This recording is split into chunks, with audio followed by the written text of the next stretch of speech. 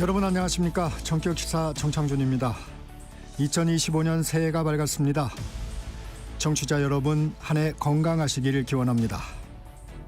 첫 순서로는 세계가 주목하고 있는 트럼프 2기 정부 출범에 따른 변화들 살펴보려 합니다. 트럼프표 정책 예상부터 이에 대한 우리 정부의 대응 전략을 워싱턴 싱크탱크 루거센터의 폴공 선임연구원과 함께 분석해봅니다. 새해 토론에선 급박하게 돌아가는 정치 현안 살펴봅니다. 김근식 국민의힘 전 비전전략실장, 박원석 전 정의당 의원과 함께하고요. 얼마 전 발생한 제주항공 여객기 사고로 유가족들은 이루 말할 수 없는 충격과 고통에 힘겨운 시간을 보내고 있습니다. 전문가들은 집단적인 재난 트라우마도 우려하고 있습니다. 이 문제 단국대 심리학과 임명호 교수와 함께 짚어보겠습니다. 1월 1일 새해 첫날 정격시사 출발합니다.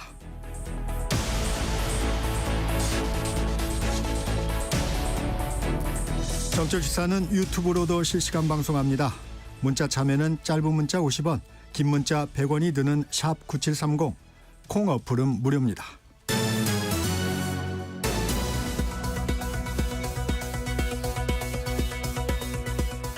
뉴스브리핑 시작합니다. 세계일보 이현미 기자 나와 있습니다. 안녕하세요. 안녕하세요. 네, 첫 소식입니다. 현직 대통령에 대해 체포영장이 발부된 건 헌정사상 처음 있는 일이죠? 네, 현직 대통령에 대한 체포영장이 청구된 것과 발부된 것 모두 헌정사상 초유의 일입니다. 서울 서부지법은 공수처와 경찰이 꾸린 공조수사본부가 청구한 윤 대통령 체포영장과 수색영장을 어제 오전 발부했는데요. 네. 영장의 유효기간은 일단 1월 6일까지입니다. 법원은 영장 발부 사유로 대통령이 정당한 이유 없이 수사기관의 출석 요구에 응하지 않았고 이후에도 응하지 않을 우려가 있고 죄를 의심할 만한 상당한 이유가 있는 점이 인정됐다고 밝혔습니다. 네. 윤 대통령이 체포될 경우 경기도 과천에 있는 공수처 청사나 체포지 인근 경찰서에서 조사받은 뒤 서울 구치소에 구금될 전망인데요. 공조본이 체포영장과 관저 수색영장을 실제로 집행할 수 있을진 미지수입니다. 공수처 관계자는 어제 브리핑에서 영장 집행 일정과 방식에 대해 경찰청 국가수사본부와 협의할 문제로 아직 정해진 바가 없다고 했습니다. 네. 대통령 경호처가 영장 집행을 경호 업무 방해 행위로 판단할 경우 양측의 물리적 충돌 가능성이 제기되는데요. 네. 경호처는 어제 적법 절차에 따라 경호 조치가 이뤄질 것이라고 했습니다. 앞서 대통령실에 대한 압수수색도 경호처가 저지한 바 있어 이번에도 막아설 수 있다는 관측이 나오는데요. 네. 경호처가 대통령 경호처법에 따라 관저 일대에 대한 출입 통제에 나서면 사실상 영장 집행이 어려울 것으로 보입니다. 그렇군요. 체포영장이 발부되면서 공수처 수사도 탄력을 받겠어요. 네, 공수처가 신청한 체포영장이 발부된 건 수사 적법성 논란에 있어 법원이 1차적으로 공수처의 손을 들어준 것으로 평가됩니다. 네. 내란죄 수사건이 경찰에 있다 보니 윤 대통령 측은 공수처의 출석 요구와 체포영장 청구가 불법이라고 주장했는데요. 법원이 이런 주장을 받아들이지 않은 겁니다. 체포영장에 적시된 죄명은 내란 수괴, 그러니까 내란 우두머리 혐의였습니다. 공수처는 윤 대통령의 내란 혐의가 공수처법상 수사 대상인 직권남용죄와 직접적인 관련성이 있기 때문에 네. 수사가 가능하다는 입장인데 법원이 공수처의 수사권을 일단 인정하면서 수사 동력을 확보하게 됐습니다. 윤 대통령 측은 이에 불복하며 어제 헌법재판소에 오동훈 공수처장과 영장을 발부한 이순영 부장판사를 상대로 권한쟁의 심판을 청구하고 체포영장 효력정지 가처분을 신청했습니다. 네. 최상목 대통령 권한대 여야가 그동안 팽팽하게 맞섰던 헌법재판관 임명과 관련해서 3명 중 2명만 임명하는 절충점을 좀 택했네요. 네, 최 권한대행은 어제 국무회의에서 국회가 선출한 3명의 헌법재판관 가운데 정계선, 조한창 후보자를 임명했습니다. 네. 정계선 재판관은 야당이, 조한창 재판관은 여당이 추천했는데 야당이 추천한 다른 한 명인 마은혁 후보자에 대해선 국민의힘이 이념적 편향성을 이유로 강하게 거부했던 만큼 네. 여야가 합의하면 임명하겠다며 보류했습니다. 임명 해라 하면 안 된다. 여야의 이런 상반된 압박 속에서 일종의 절출점을 택한 건데요. 최 권한대행은 그러면서 계엄으로 촉발된 경제의 변동성, 즉 우리 경제의 위기가 헌법재판관 임명 보류와 국무총리 탄핵 소추 이후 급격히 커졌다며 경제 문제를 화두로 꺼냈습니다. 네. 최 권한대행은 어제 쌍특검법인 내란과 김건희 여사 특검법에 대해선 여당의 요구대로 거부권을 행사했는데요. 야당이 특검법 공포보단 헌법재판관 임명에 무게를 더 두고 있었던 점에서 재판관 임명은 야당 쪽에, 특검법 거부권은 여당 쪽에서는 선택을 한 거란 분석이 나옵니다. 네. 최 권한대행은 거부권 행사 이유로는 야당만 특검 후보자를 추천하도록 하는 등 위헌적 요소가 있는 조항들이 고쳐지지 않았기 때문이라고 말했습니다. 이에 여야 모두 반발했는데요. 민주당 박찬대 원내대표는 국회 추천 후보자 3명 중에 선별해서 임명하는 건 위헌적 발상이라고 했고, 국민의힘 권성동 원내대표는 최 권한대행의 결정은 야당의 탄핵 협박에 굴복한 것이라고 했습니다. 어쨌든 2명의 재판관이 임명되면서 헌재 심판에 대한 정당성 논란은 수그러들 것으로 보입니다. 네. 탄핵 심판도 좀 탄력을 받겠어요. 네. 다음은 그 제주항공 여객기 사고 소식입니다. 사고 여객기와 충돌한 로컬라이저, 이 부분이 좀 희생을 키운 거 아니냐, 이런 얘기들이 좀 있는데, 경찰이 이 시설물 설치 규정 위반에 대해서 수사에 착수했다고요? 네, 국토부 조사 별개로 전남경찰청은 수사본부를 꾸리고 무안공항에 로컬라이저 설치에 문제점이 없었는지 들여다보고 있습니다. 네. 이 구조물과 충돌하는 순간 여객기가 폭발한 점에서 활주로와 왜 그렇게 가까운 곳에 있었는지, 또 왜 그렇게 단단한 재질로 만들어졌는지에 대한 성토가 큰 상황인데요. 네. 국토부는 이 시설물이 활주로 끝에 남겨두는 여유 공간인 종단 안전구역 밖에 있어 규정상 문제가 없다고 밝혔습니다. 네. 그러나 한국공항공사가 지난해 5월 이 종단 안전구역 연장을 주문한 것으로 나타났는데, 이 경우 로컬라이저도 더 뒤로 밀리게 됩니다. 아하. 무안공항은 활주로 연장 사업을 진행할 때 추가 확보를 검토하겠다고 했었고요. 당초 활주로 연장 완료 시점이 원래 2023년에서 예산 문제로 2025년으로 늦춰진 것으로 나타나면서 안타까움을 더했습니다. 아, 그런 문제가 있었군요. 네, 무안공항의 경우 로컬라이저의 재질도 지금 논란이 되고 있습니다. 2022년 대한항공 여객기가 필리핀 세부공항에서 활주로를 이탈해 로컬라이저와 정면 충돌한 사고가 발생했지만, 네. 그때는 승객 전원이 무사했습니다. 시설물이 부서지기 쉬운 철골 구조라 여객기가 그대로 뚫고 지나간 건데, 해외 전문가들은 무안공항처럼 활주로 인근에 이렇게 단단한 콘크리트 구조물이 설치된 건 문제라고 지적합니다. 네. 또 우리나라는 사계절이 뚜렷해 철새 이동이 빈번한데도 국내 15개 공항 중에 조류 탐지 레이더를 갖춘 곳이 한 곳도 없는 곳으로 나타나 문제라는 지적이 나왔습니다. 열화상 카메라가 설치된 공항이 있긴 했지만 김포와 김해, 제주공항 3곳에 그쳤습니다. 네. 제주항공 사망자 중에서 5구의 시신은 아직 신원 확인이 안 되고 있다고요? 네, 179명의 희생자 가운데 5명을 제외한 174명은 지금 신원이 확인됐습니다. 네네. 마지막 5구의 시신은 DNA 분석으로도 신원 확인이 어려워 국가수가 재검사를 하고 있고요. 여전히 시신을 인도받지 못한 유가족은 하염없이 기다림을 이어가고 있습니다. 탑승자 명단이 존재하고 사고 공간이 공항 활주로로 국한됐는데도 이렇게 희생자 수습이 지체되는 건 그만큼 이번 사고가 처참했기 때문입니다. 시신을 인도받은 유족들은 지금 장례 절차를 일부 시작했고요. 당국도 미국과 합동 조사팀을 꾸리고 사고 원인 규명 등을 위해 조사에 착수했습니다.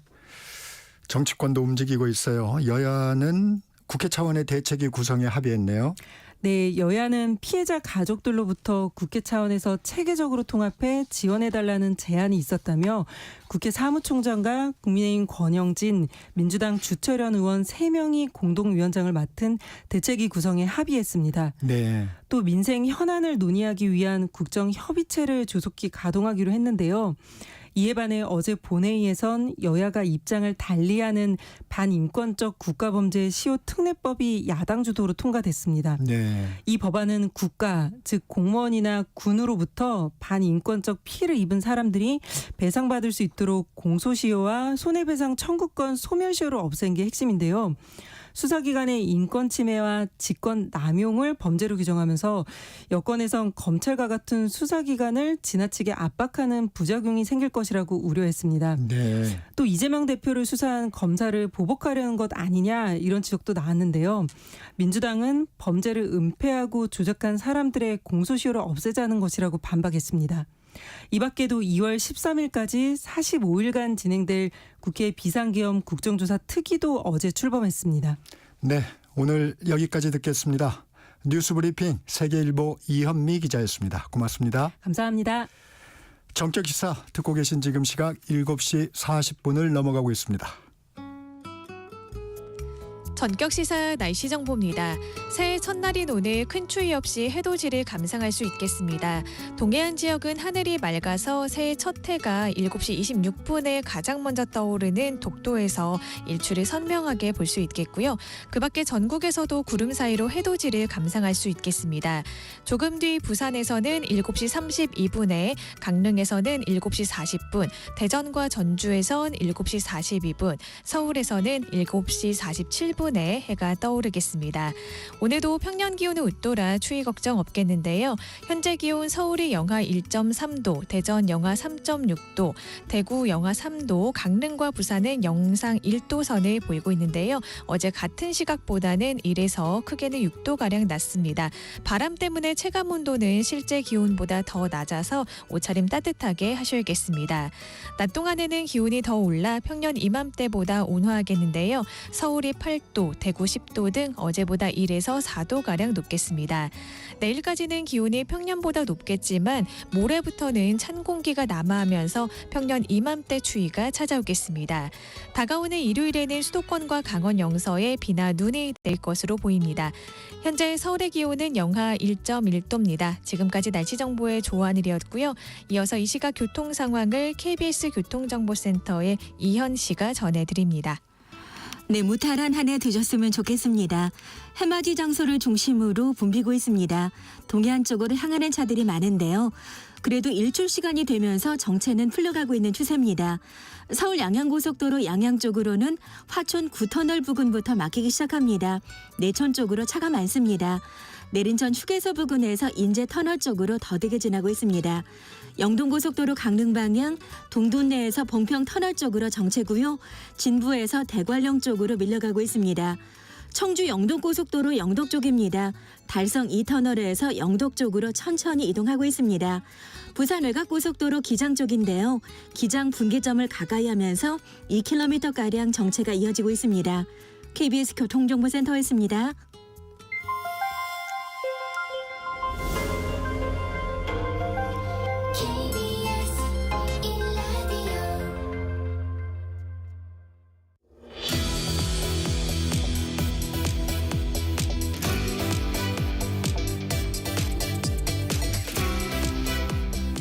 올해 미국에선 트럼프 2기 행정부가 출범합니다.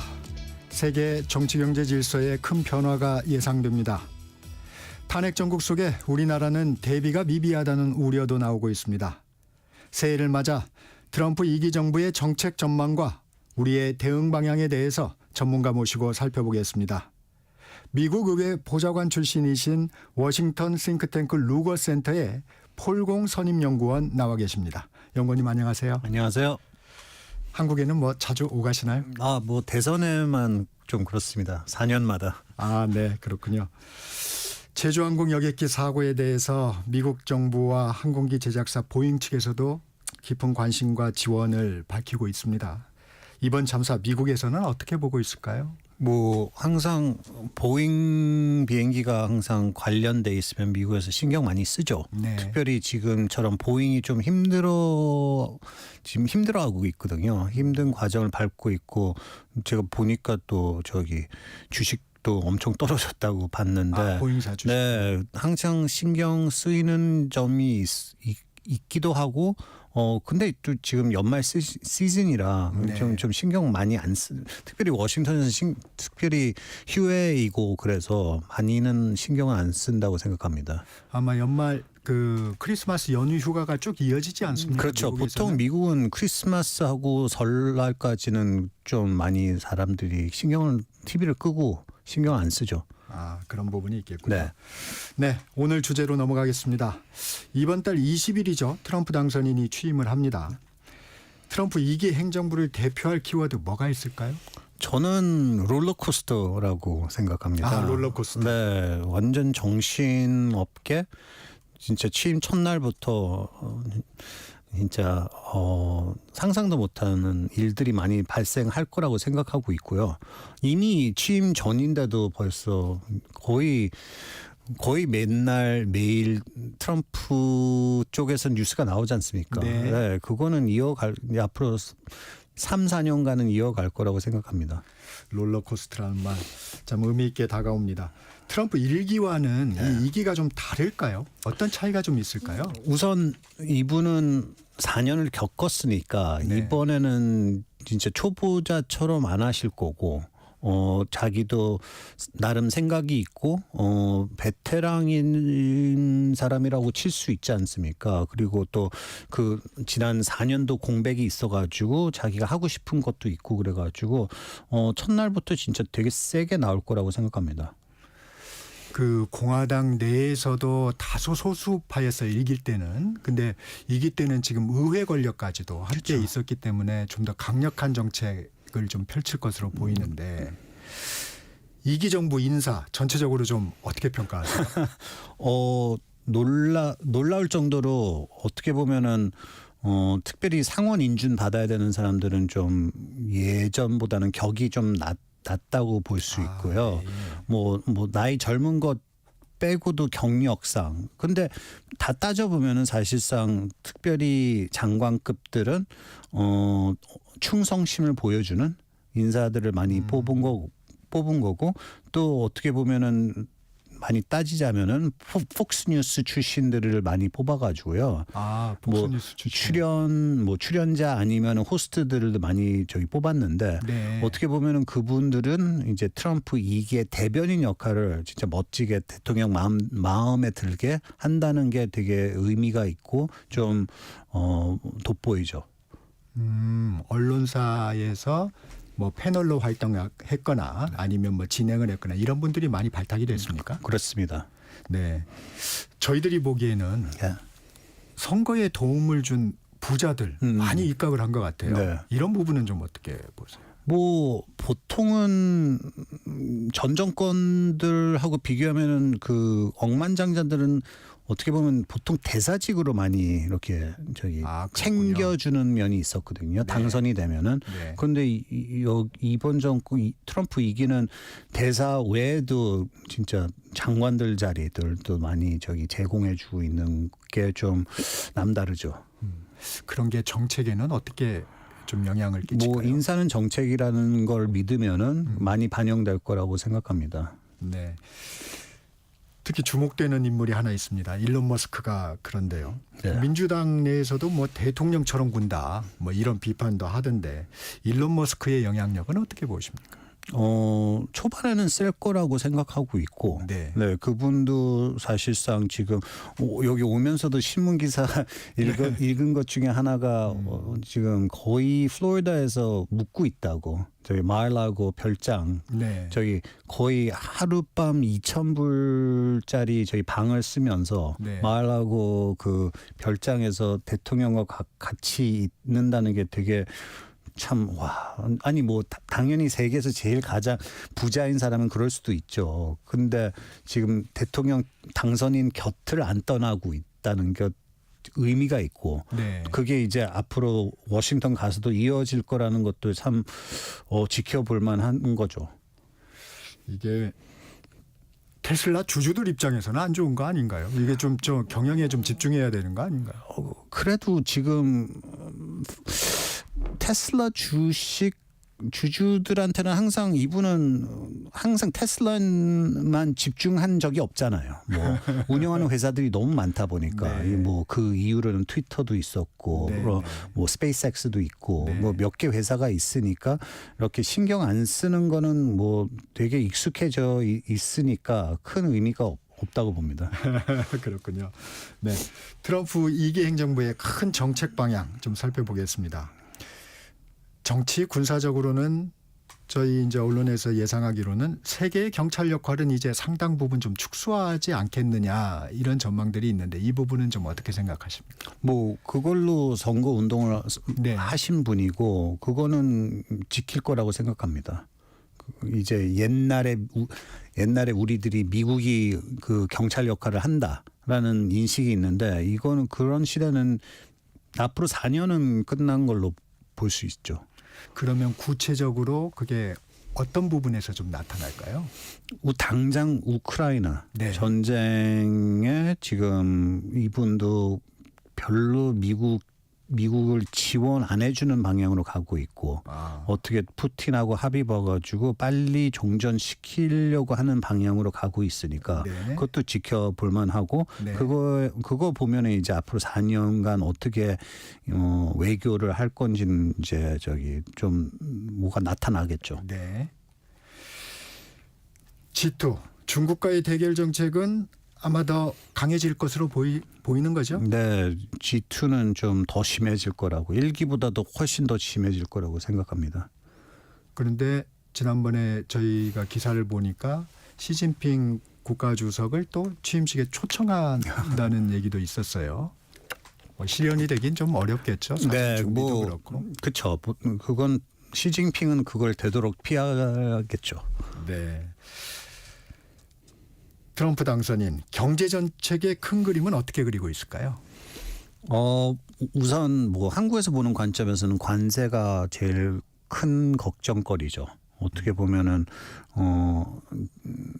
지금 관세는 취임 날부터 뭐 10에서 20%를 때린다고 하니까 한국처럼 지금 경제가 좀 불안한 상태, 환율도 이런 상태에서는 좀 그런 큰 쇼크가 온다는 거는 이미 예상은 하고 있지만 진짜 취임 날 20일부터 실행할 건지가 지금 제일 큰 궁금증이죠.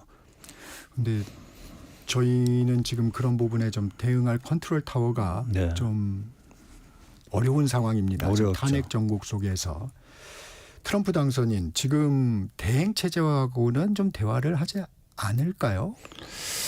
대행 체제하고는 지금 워낙 새 정권 출범과 동시에 너무 바쁘니까요. 한국 대행 체제 신경은 안 쓰는 걸로 알고 있습니다. 워낙 지금 취임은 뭐 거의 3주 앞두고 뭐 할 게 너무 많으니까 한국의 지금 이 사정에 대해서는 별로 신경 안 쓰고 있죠.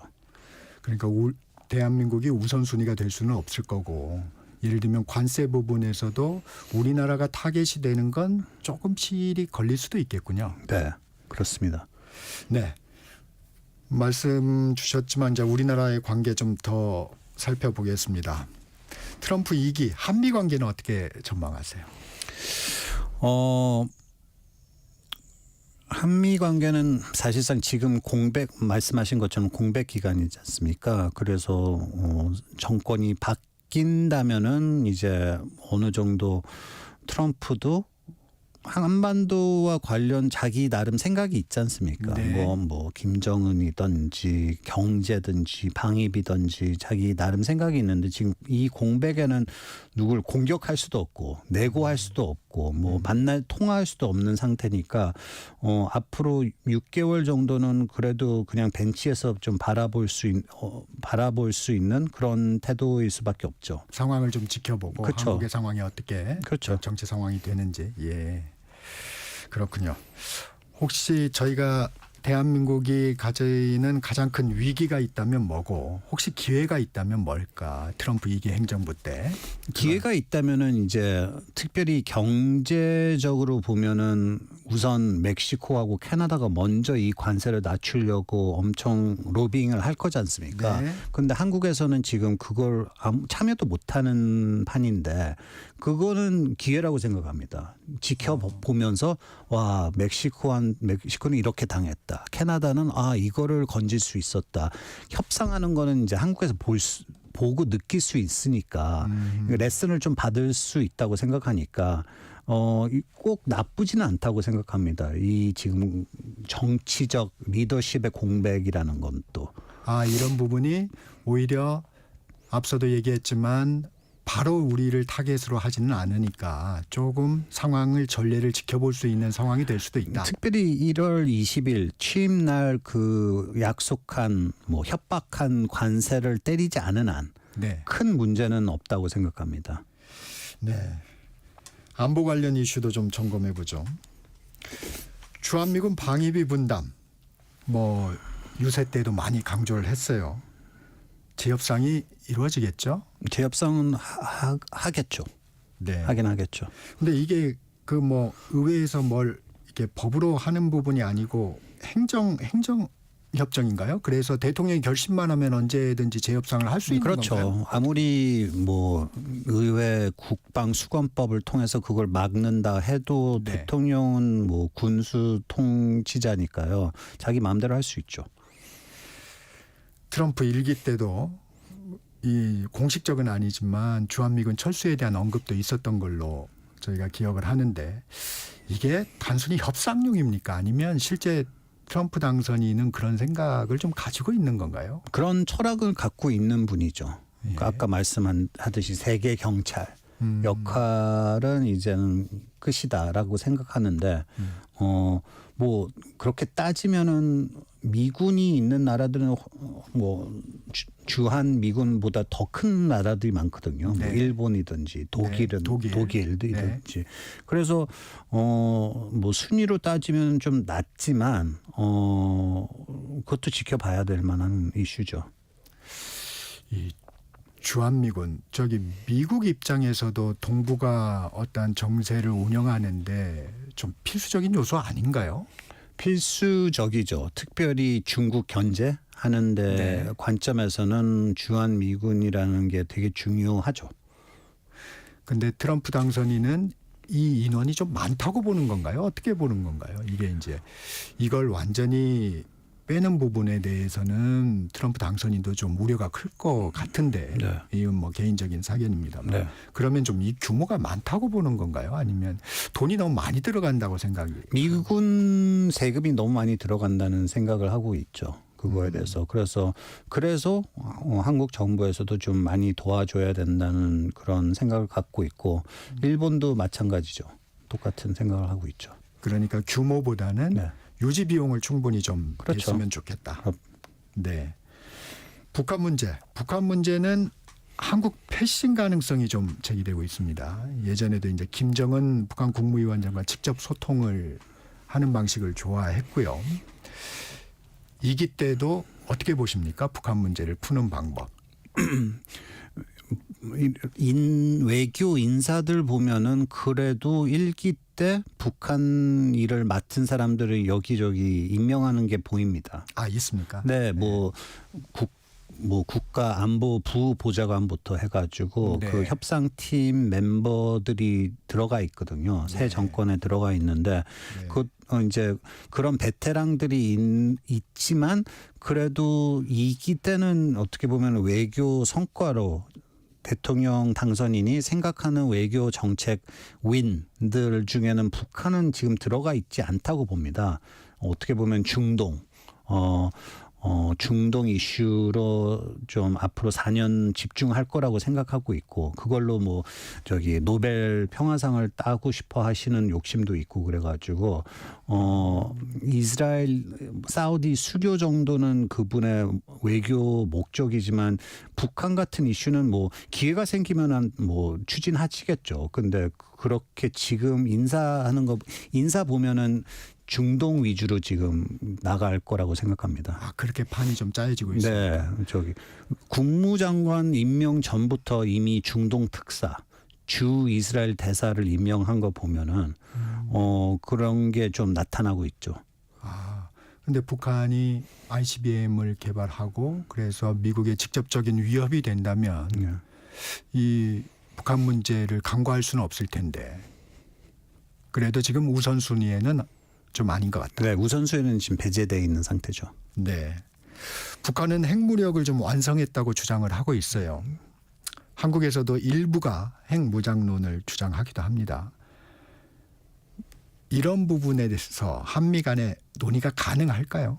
저는 트럼프 2기 때는 가능하다고 생각합니다. 워낙 핵 무장론이라는 거는 지난 정권들 특별히 워싱턴에서 보는 관점에서는 수용할 수 없는 그런 거지 않습니까? 네. 미국에서는 절대로 허용 못하는 건데 트럼프는 워낙 딜을 좋아하는 사람으로서 네. 이게 미국이 그 아까 말씀한 것처럼 그 세계 경찰 역할에 발을 뺄 수 있다면은 뭐 충분히 지지할 수 있다는 거로 생각합니다. 핵 무장론은.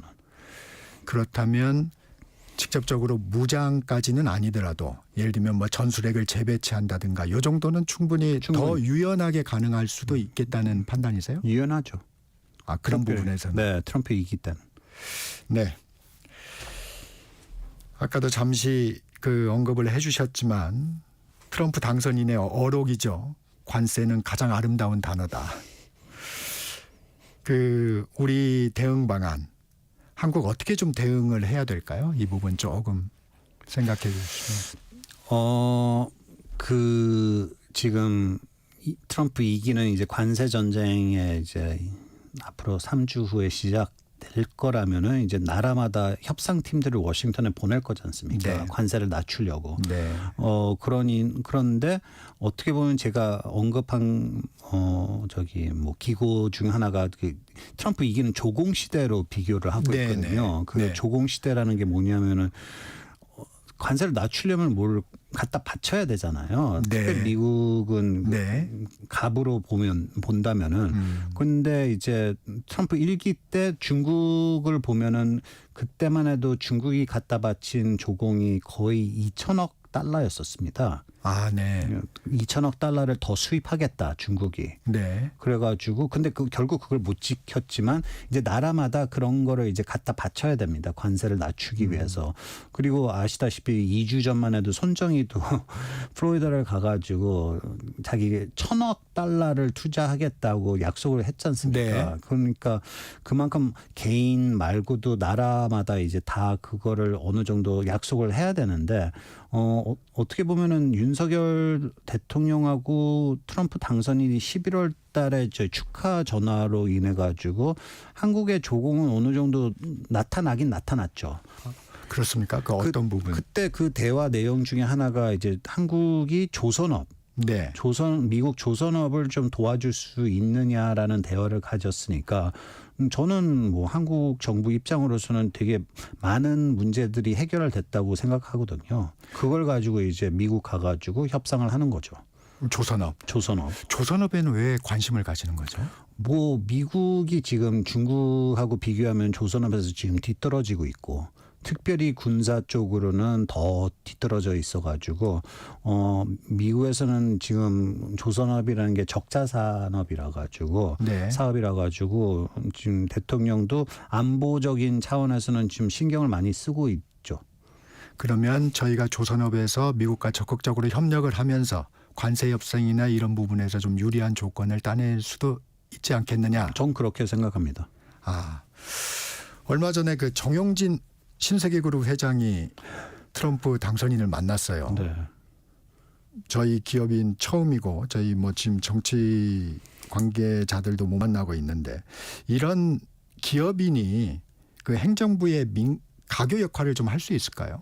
저는 그냥 정 회장님이 트럼프 당선인을 만난 거는 지금 이 한국에 있는 정치적 공백 때문이라고 생각하거든요.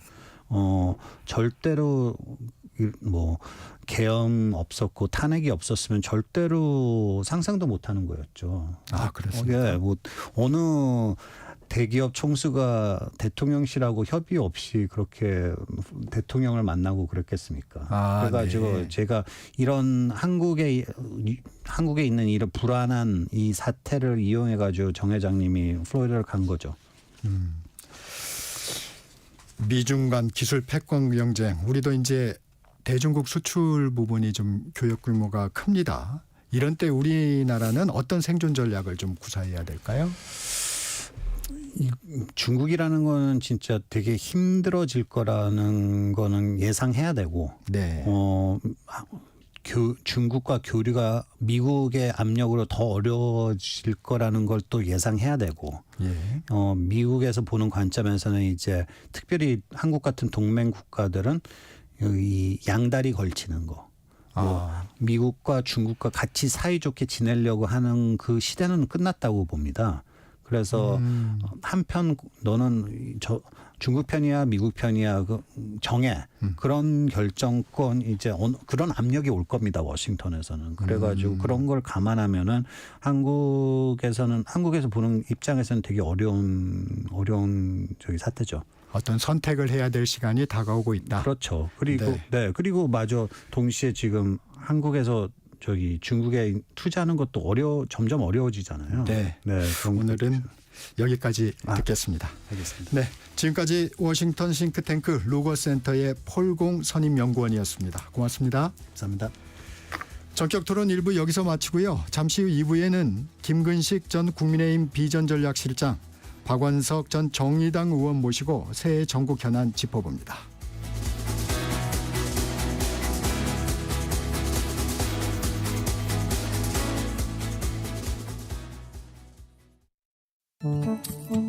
KBS 라디오 기후위기 대응 캠페인 지구를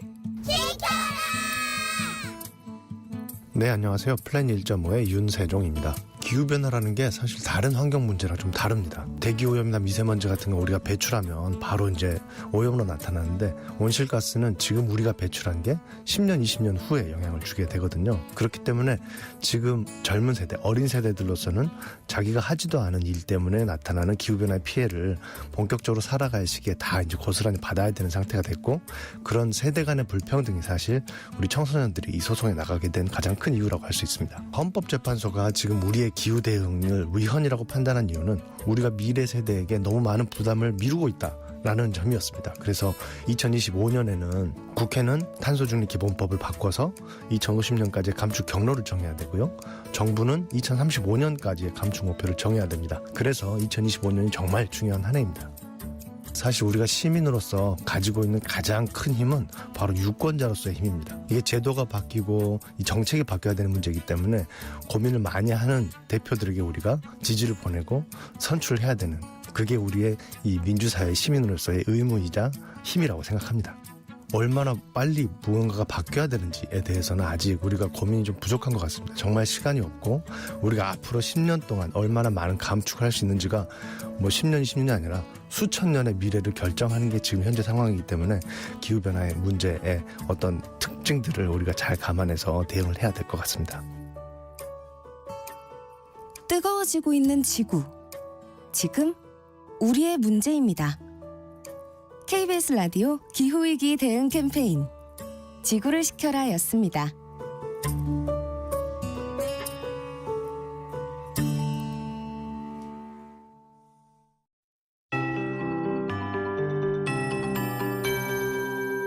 KBS 58분 날씨. 2025년 을사년 새해가 밝았습니다. 지금쯤 전국 각지에서 새해 첫 해를 감상하고 계실 텐데요. 올해 첫 해는 7시 26분에 독도에서 가장 먼저 떠올랐고요. 서울에서는 조금 전 7시 47분에 반가운 첫 해를 맞이했습니다. 저마다 해를 보며 소원을 빌었을 텐데 올해 소망하는 모든 일들 잘 이루어지길 바랍니다. 오늘은 어제 아침보다는 기온이 낮긴 하지만 평년 수준을 웃돌며 큰 추위 없이 없이 시작하고 있는데요. 현재 기온 서울과 전주 영하 1도선이고요. 대전과 대구는 영하 3도선, 부산과 강릉은 영상 1도선으로 크게 춥지 않습니다. 다만 바람이 불어서 체감온도가 낮아서 옷차림 따뜻하게 하셔야겠습니다. 낮 동안에도 평년 수준을 웃돌겠고요. 어제보다는 기온이 더 오르겠습니다. 서울 8도, 대전과 전주, 강릉 9도, 대구 10도, 부산 11도로 어제보다 1에서 4도가량 높겠습니다. 내일까지는 기온이 평년보다 높겠지만 모레부터는 찬 공기가 남하하면서 평년 이맘때 추위가 찾아오겠습니다. 오늘 전국에 가끔 구름 많겠지만 오후부터 대체로 맑겠습니다. 아침까지 강원 내륙과 산지에는 눈이 날리는 곳이 있겠습니다. 현재 서울의 기온은 영하 1.3도입니다. 조하늘입니다.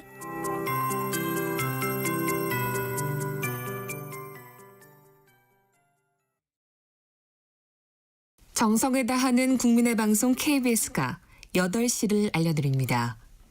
AM 711kHz, FM 97.3MHz, KBS 1라디오입니다. HLKA.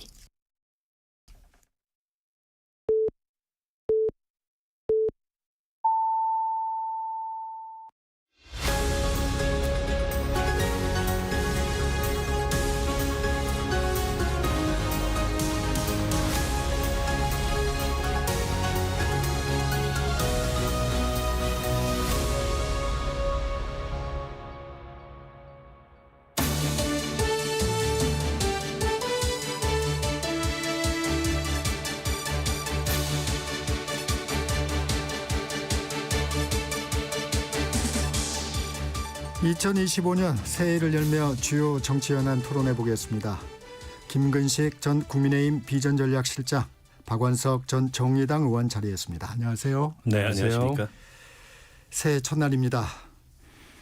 여객기 참사로 전 국민이 2025년을 무겁게 시작하고 있는데요. 새해를 맞는 소감, 박완석 의원님 먼저. 예, 12월 3일 날 윤석열 대통령이 일으킨 위헌적인 비상계엄과 내란 사태로 인해서 국민들이 굉장히 힘들었습니다. 네. 그 가운데 이 새 밑에 또 저런 여객기 참사가 일어나서 더 힘들고 참담한 그런 한 해를 보냈는데요. 정말 새해는 우리가 일상을 회복하고 모든 것이 정상으로 돌아오는 그런 새해가 됐으면 좋겠고, 무엇보다 지금 이 시간 굉장히 마음이 힘들 우리 항공기 참사 유가족들께 위로의 말씀을 드립니다. 네. 김 실장님. 예, 뭐 어제가 연말이고 올해가 이제 1월 1일 새해인데 네. 그러다 보니까 여기저기에서 지인들로부터 새해 인사 문자들이 많이 오더라고요. 근데 영 느낌이 남다릅니다. 그러니까 한 해를 정리하고 한 해를 맞이하는 그런 어떤 송구영신의 어떤 그 느낌보다는 어쩌다 우리가 여기에 이 지경까지 왔느냐라고 네. 하는 좀 스스로를 좀 돌이켜 볼 수밖에 없는 그런 새밑과 새해인 것 같고요.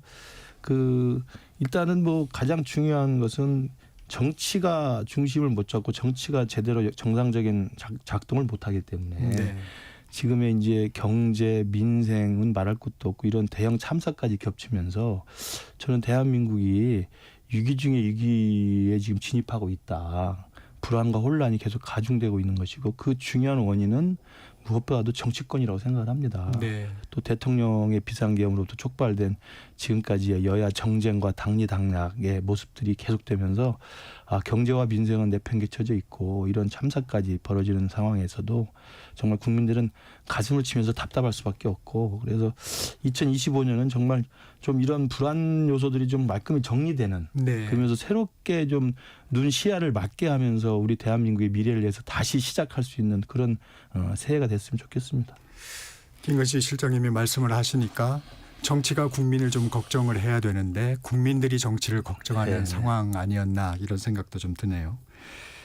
2025년 탄핵 정국 큰 틀로 봤을 때 전망이라고 그럴까요? 아니면 바람이라고 할까요?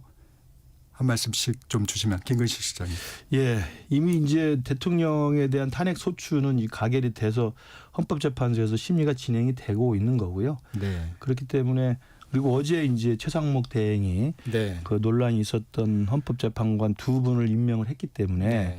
최소한 8인 체제로 심리가 이제 조금 속도를 낼 수 있고 네. 그리고 어떤 결정이 나오든 국민들은 일단 납득이 가능한 일정한 정도의 정당성을 확보를 했다고 봅니다. 그래서 아까 모두에 말씀드린 것처럼 2024년에 어수선한 연말 그리고 2025년에 새해가 새해 같지 않은 이 불안과 혼란을 가장 먼저 종식시키기 위해서는 이 대통령 탄핵에 대한 심리가 정당하게 그리고 공정하게 그리고 신속하게 결론이 나서 어떤 식으로든 이 불안 요소를 하나를 좀 정리를 해주는 게 필요하다고 생각하고요. 네. 저 개인적으로는 물론 탄핵이 기각 아니면 인용이겠습니다만은 네. 지금 공조본이나 검찰 쪽에서 지금 수사가 속도감 있게 진행되고 있는 걸로 봐서는 대통령에 대한 이 탄핵 심리가 좀 진행이 된다고 한다면 결론은 이렇게 너무 늦어지지 않지 않을까. 네. 빨리 진행될 수도 있지 않을까. 그리고 공정하게 진행이 되기를 또 소망해 봅니다. 네. 박 의원님. 일단 제일 중요하고 시급한 게 이제 헌법재판소 재판관이 완결성 있는 체제를 갖추는 거였는데 여전히 좀 불완전한 면이 있지만 어제 2명의 헌법재판관에 대한 임명권을 최장목 대행이 행사함으로써 일단 탄핵 심사를 할 수 있는 정당성이 확보가 됐고 속도를 내지 않을까 예상을 합니다. 예상을 하고요. 좀 아까 이제 김근식 교수님 말씀하셨듯이 그렇게 된다면 그리 오래 걸리지 않을 것 같다 이런 전망을 해보고요.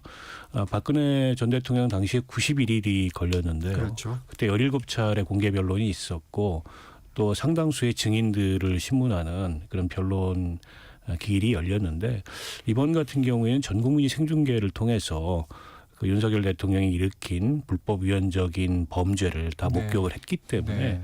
그렇게 복잡한 심리가 필요하지 않은 상황이 아닌가 싶고 이미 내란의 그 주요 임무 종사자들을 비롯한 종범들이 다 구속 기소가 되고 있는 상황이기 때문에 별다른 쟁점이 그렇게 없을 가능성이 있어서 굉장히 빠른 시간 내에 헌재 심사가 완결될 수도 있겠다. 저는 뭐 인용 가능성이 매우 높다고 보고요. 네. 또 한 축이 이제 윤석열 대통령 지금 체포영장이 발부됐지 않습니까? 네. 네. 그래서 인신을 확보하고 나서 이제 형사 절차가 진행이 되는 건데 아마 이제 체포영장 집행에 성공한다면 곧바로 이어서 구속영장이 청구가 되고 신병을 확보한 가운데에서 이제 기소를 비롯한 향후의 재판 절차가 열리지 않을까 싶습니다. 그렇게 될 경우 이제 조기 대선 국면이 열리게 될 가능성이 있는데요. 조기 대선을 통해서 누가 어느 당이 집권하는 것보다 더 중요한 것은 우리 이 육공화국 시스템에 중대한 결함이 발생했기 때문에 이 문제를 제도적으로 구조적으로 어떻게 보완하고 극복할 건가 이게 동시에 좀 논의될 필요가 있다는 생각이 듭니다. 개헌 부분도 좀 네. 말씀을 주시는 거군요. 네. 방금 전에 말씀하셨듯이 헌정사상 처음으로 현직 대통령에 대한 체포영장이 발부됐습니다. 예상하셨습니까? 글쎄요.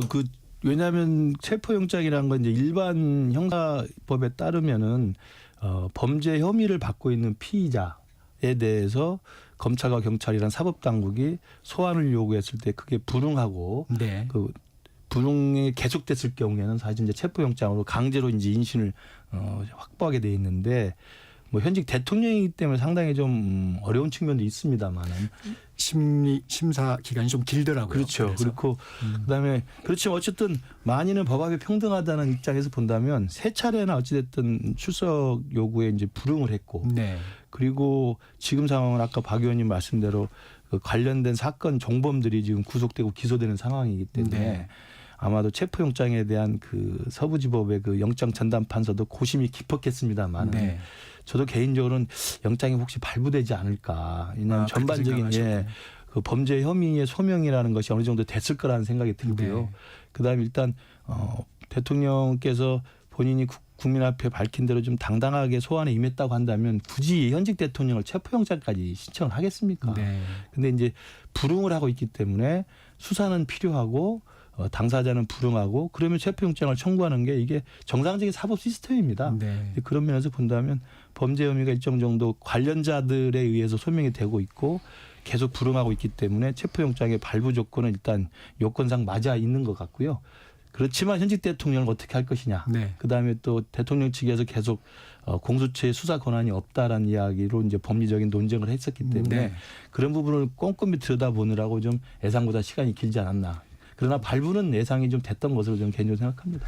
그 영장 발부 사유를 봤더니 이제 범죄의 상당성도 좀 있었고 예를 들면 지금 김 실장님이 언급해 주셨던 출석 요구에 응하지 않은 부분, 앞으로도 응하지 않을 것 같다. 뭐 이런 부분이 이제 배경이 됐던 것으로 보는데 현직 대통령이라는 신분 그리고 도주와 증거인멸의 우려가 있을까 하는 부분에 있어서 국민의힘은 좀 반대하는 의견들을 얘기했어요. 아니 이게 도주할 뭐 대통령이 어디 도망가겠느냐. 그리고 증거인멸할 우려가 있을까 하는 부분에 대해서 부적절하다 이런 입장에 대해서는 어떻게 근데 생각하십니까? 이제 국민의힘의 그런 반응은 우리 형사소송법상 체포영장 발부의 요건과 구속영장의 요건을 뒤섞어 가지고 어떻게 보면 그 온당하지 않은 그런 비판을 하는 거라고 보고요. 네. 체포영장은 도주와 증거인멸의 우려를 요건으로 하지 않습니다. 네. 앞서 김근익 교수님도 말씀하셨듯이 범죄 상당성이 있고 수사기관의 출석 요구에 정당하지 않은 사유로 불응할 때 체포영장을 발부할 수 있기 때문에 구속영장보다 사실 훨씬 더 요건도 간단하고 네. 심사도 굉장히 짧습니다. 어제 이례적으로 33시간 그러니까 구속영장 발부에 준하는 그런 고심을 한 이유는 아무래도 현직 대통령이고 또 공수처 수사권에 대해서 여러 가지 이제 법적인 시비가 있고 이런 것들 하나하나 다 검토해서 신중하게 법원이 영장을 발부한 거라고 보고요. 때문에 뭐 도주 증거인멸의 우려를 얘기하는 것은 타당하지 않은 주장이라고 보고요.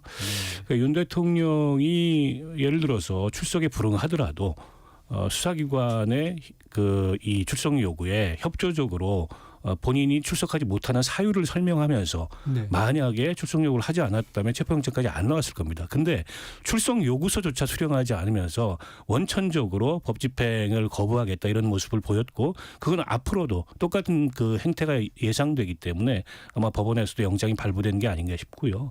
이게 또 이제 영장 집행을 앞두고서 그런 이제 불응의 모습을 이미 미리부터 지금 예고하고 있는데 저는 현직 대통령이라는 점을 여전히 탄핵수주가 돼 있지만 감안한다면 마지막까지 그렇게 법치주의에 불응을 하거나 이런 어떤 후한무치한 모습을 보여서는 안 된다 이런 생각이 듭니다.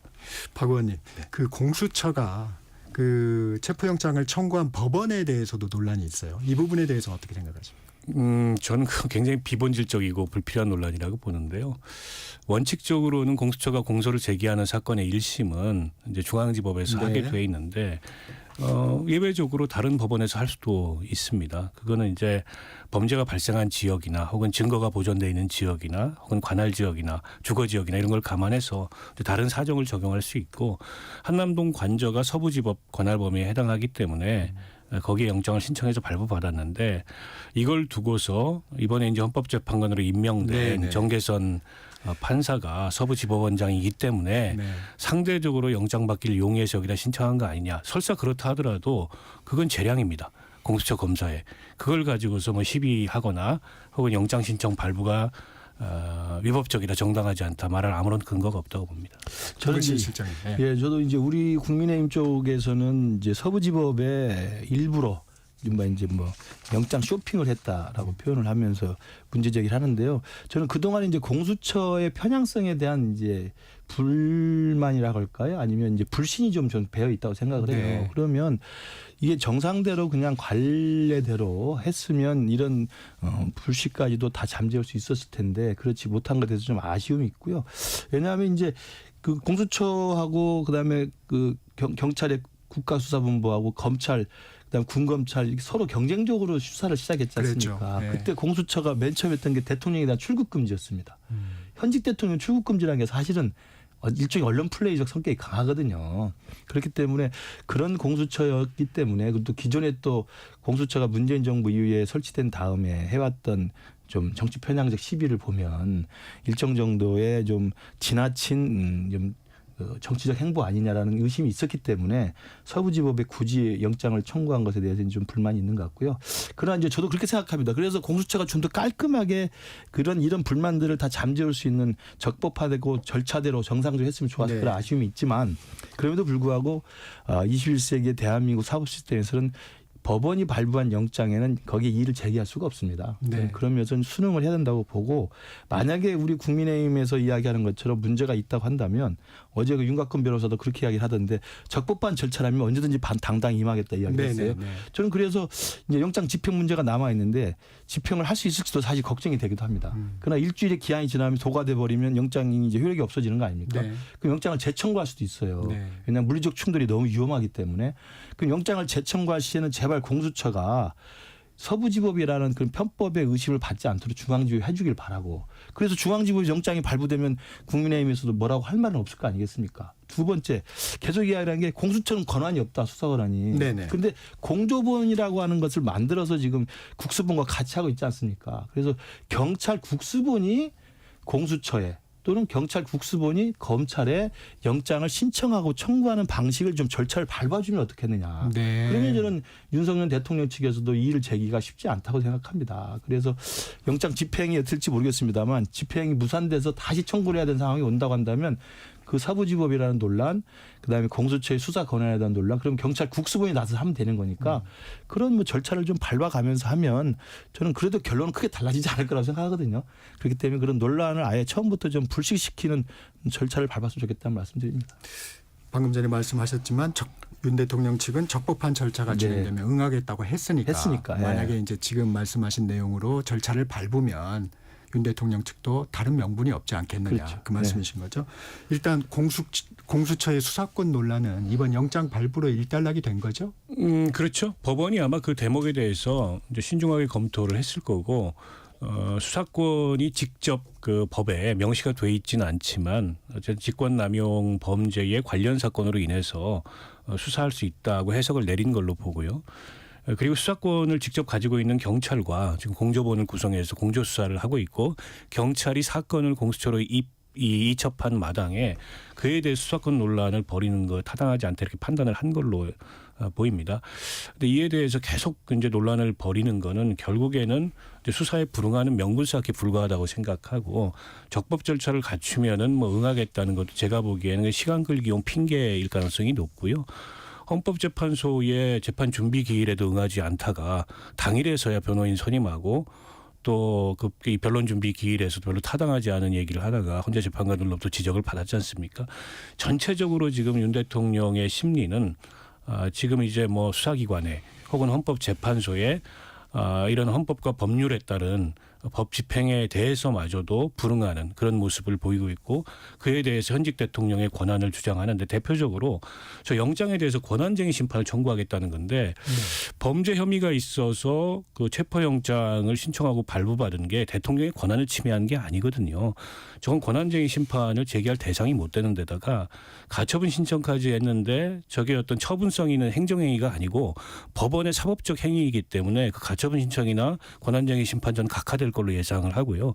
설사 그게 각하되지 않더라도 공수처가 법을 집행하는데 아무 문제가 저는 없다고 생각을 합니다. 저도 그 부분은 저도 이제 윤석열 대통령 측에서 가장 이 부분을 국민들도 보는 게 지금 불안하고 영장 집행에 과연 할 거냐 말 거냐 그러면 또 다시 또 청구를 해야 되느냐 이런 정말 그 새 밑과 새해 불안을 계속 가중시키는 요소가 결국 대통령이 소환의 요구에 불응하는 것 때문이거든요. 그리고 대통령이 이미 대국민 담화에서 당당하게 수사든 재판이든 탄핵이든 다 당당하게 임하겠다고 했으면 저는 당당한 입장을 보여주고 당당한 자세로 걸어 나가서 저는 소환의 요구하는 게 맞다고 봅니다. 지금이라도 저는 지금 현직 대통령에 대해서 대한민국 세계 10위 경제대국인데 현직 대통령에 대해서 영장을 발부받아서 영장을 집행해야 되고 대통령을 양손에 끼워서 끌고 와야 되겠습니까? 이건 우리나라로서도 창피한 일이에요. 그렇다면 이유는 간단한 겁니다. 구속영장은 차치할 문제라 치더라도 일단 내란 혐의에 대한 수사가 광범위하게 진행이 되고 있고 그 내란 혐의에 대해서 대통령 스스로는 정당했다고 스스로 좀 주장하고 있는 거 아닙니까? 그러면 자기 발로 소환에 응해야 될 필요가 있다고 생각해요. 당당하니까. 저도 정치를 하면서 여기저기서 형사사건으로 고소를 많이 당합니다. 그러면 경찰 쪽에서 연락이 오죠. 그럼 제가 이래저래 피한다고 될 일이 아니잖아요. 내가 정당하면 오히려 경찰서에 날짜를 조정해서 가가지고 내 입장을 소명을 하고 무혐의 처분 받는 게 그게 정치인의 기본 도리라고 생각합니다. 근데 이런 속내가 좀 있는 것 같아요. 앞서도 이제 윤 대통령 측에서 얘기했지만 네. 탄핵 심판을 받고 수사는 좀 그 뒤에 받는 게 어떻겠느냐 하는 생각들이 윤 대통령 측에 있는 것 같아요. 근데 그것도 일종의 시간 끌기밖에 안 되는 거죠. 근데 그 또 탄핵은 아마 그게 이제 기각을 기대하면서 탄핵을 먼저 받고 기각이 되면 현직 대통령으로 복귀가 되기 때문에 수사에 대해서도 일정 정도 좀 할 수 있지 않을까 생각을 할 것 같은데 헌재는 헌재고 수사는 수사입니다. 이게 따로 있는 거죠. 따로. 왜냐하면 믿을 수가 없는 상황이죠. 당연하죠. 수사라는 것은 내란이라고 하는 큰 혐의와 관련된 광범위한 수사를 하는데 대통령의 탄핵 일정에 맞춰가지고 이걸 뒤로 미룬다는 건 있을 수 없는 일이고요. 오히려 탄핵에 대해서 당당하게 임하는 것처럼 수사에도 당당히 임해야 되고 또 탄핵이 되었다고 그래서 수사를 피할 수도 없는 거고요. 수사를 피했다고 해서 또 탄핵을 피할 수도 없는 거예요. 저는 이 두 개를 연관시켜서 탄핵에 집중하겠다고 하는 것도 제가 볼 때는 국민들이 볼 때 결국 불응하려고 하는 게 아니냐라는 생각밖에 안 될 것 같아요. 네, 박 의원님 하실 말씀 있으세요? 저게 그런 것 같습니다. 그 윤 대통령의 저런 심리는 이런 법 집행에마저도 불응을 하고 버티면서 결국에 이제 본인의 강성 지지층이랄까요? 네. 여기를 이제 격발시켜서 네. 법 집행을 방어하고 그걸 보호막 삼겠다, 방패막 삼겠다 이런 건데요. 참 현직 대통령으로서 당당하지 못하고 저는 굉장히 초라한 모습, 굉장히 추한 모습을 보이고 있다고 생각하고요. 역대 그 우리 대통령들이 우리 헌정사에서 구속이 된 적도 있었고 또 탄핵도 이루어진 적이 있었습니다만 어떤 대통령도 저런 모습을 보이지 않았어요. 하물며 저분이 이제 법률가로서 평생 법으로 밥을 먹고 법으로 직업적 커리어를 쌓고 입만 열면 법치를 얘기하고 심지어 법치가 무너졌다는 이유로 저런 계엄과 내란까지 일으켜놓고서 정작 본인은 이렇게 법치에 불응하는 모습을 보이는 이런 표리부동하고 이율배반적인 모습을 보이는 걸로 봤을 때 우리 헌정사의 최악의 인물로 기록될 것 같다라는 생각이 듭니다. 그 강성 지지층을 촉발하겠다 뭐 이런 의도가 있을 것이다 말씀하셨는데 체포영장 집행에 있어서 가능할 것으로 보세요? 그 부분 좀 한번. 이제 두 가지인데요. 하나는 경호처가 지난번에 압수수색 영장을 막았습니다. 근데 이제 그건 형사소송법상 근거가 있습니다. 보안시설 같은 경우에는 네. 그 시설의 대표가 네. 허락하지 않으면 압수수색을 못하도록 돼 있어요. 네. 형사소송법의 영장에 대한 유일한 예외입니다. 네.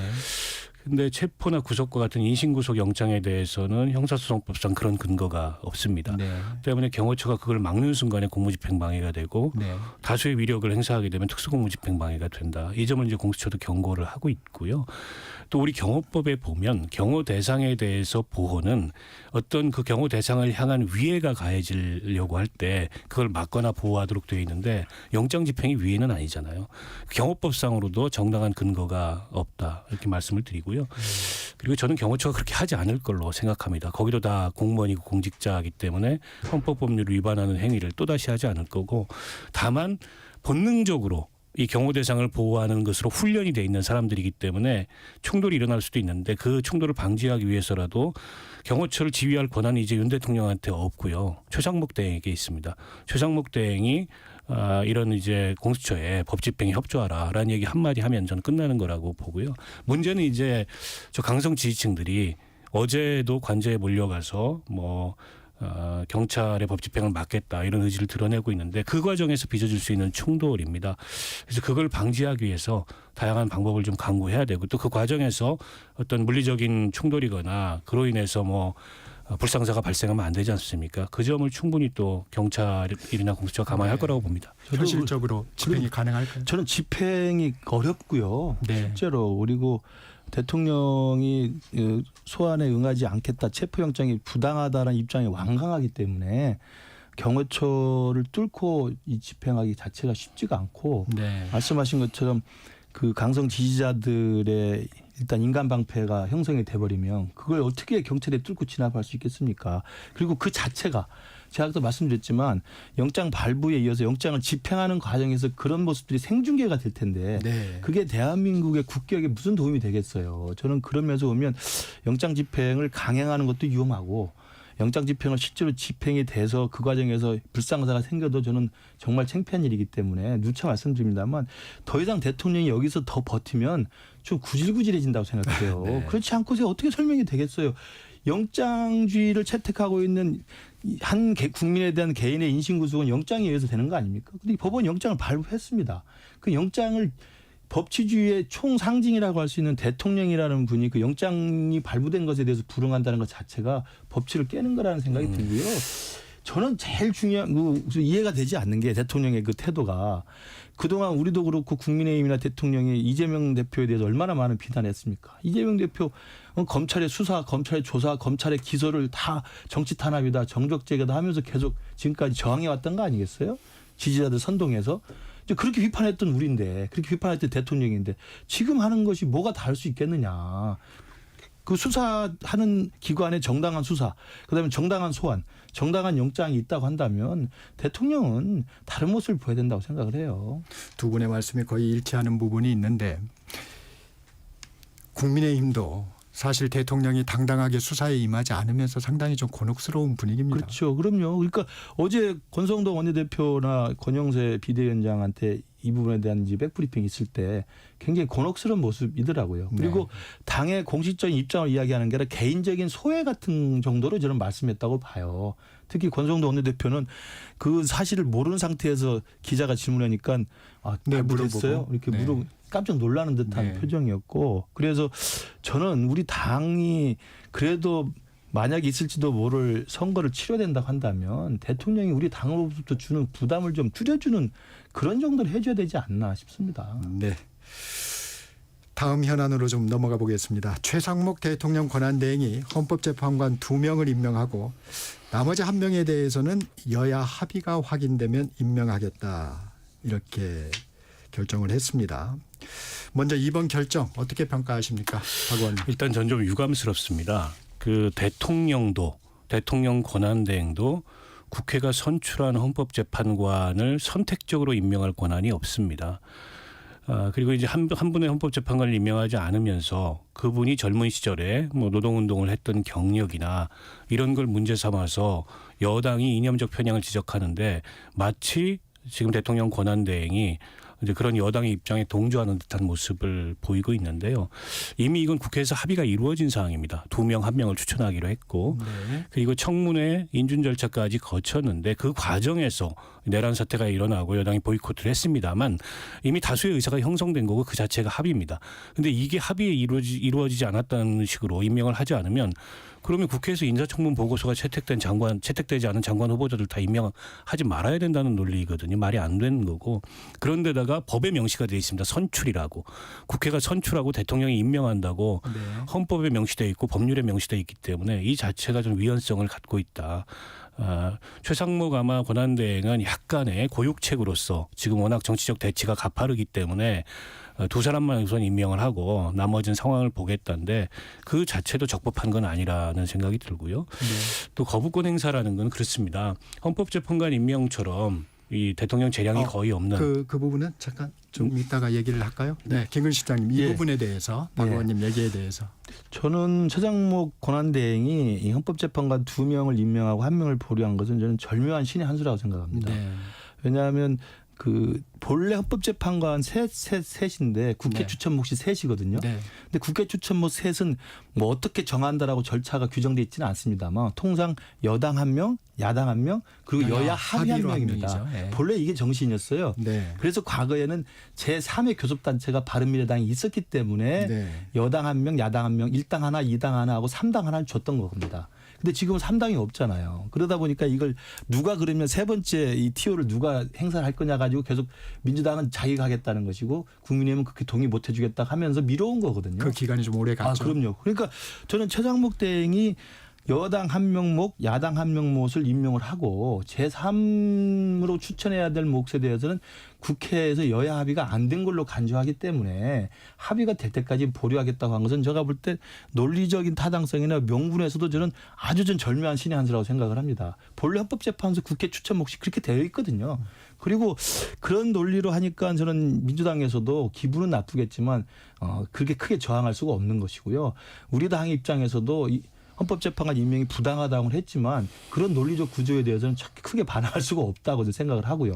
그리고 또 하나는 헌법재판관 임명이 미뤄서는 안 되는 이유가 대통령 탄핵에 대한 심리의 정당성을 확보하기 위해서 온전체가 필요하다는 거 아니겠어요? 그렇다고 한다면 2명을 해서 8명으로 하는 것은 9명까지는 미흡할 수 있지만 네. 그래도 충분한 정도의 합리성을 갖는다.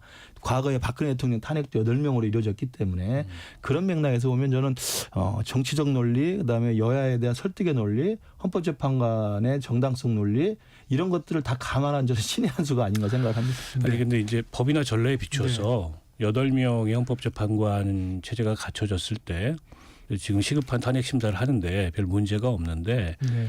근데 이게 여야 간의 합의가 이루어지지 않았다고 3부에서 하는 건 문제가 있습니다. 마무리를 해주시면. 왜 그러냐면 합의가 된 겁니다. 2대1로 추천하기로. 그러나 그 뒤에 여당이 보이콧을 한 거기 때문에 네. 최장목 대행이 합의가 없었다고 얘기하는 건 타당하지 않은 주장이에요. 알겠습니다. 잠시 전하는 말씀 듣고 3부에서 이어가겠습니다.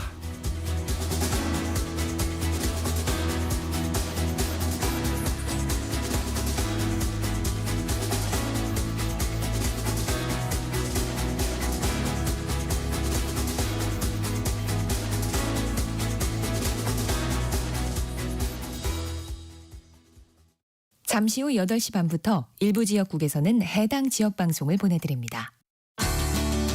워렌 버핏은 가치 투자, 필립 피셔는 성장주 투자, 피터 린치는 장기 투자. 방법은 달라도 목표는 하나. 성기영의 경제쇼가 성공의 길로 안내합니다. 깊이 있게, 명쾌하게, 지금 이 시대 경제에 관한 모든 것을 알려드립니다. 평일 오후 4시 5분 성기영의 경제쇼와 함께하십시오.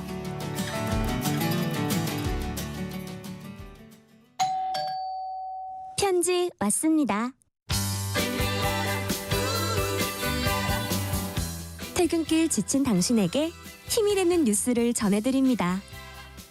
매일 저녁 5시 5분 당신과 함께 읽는 세상 이야기 KBS 1라디오 뉴스레터 K.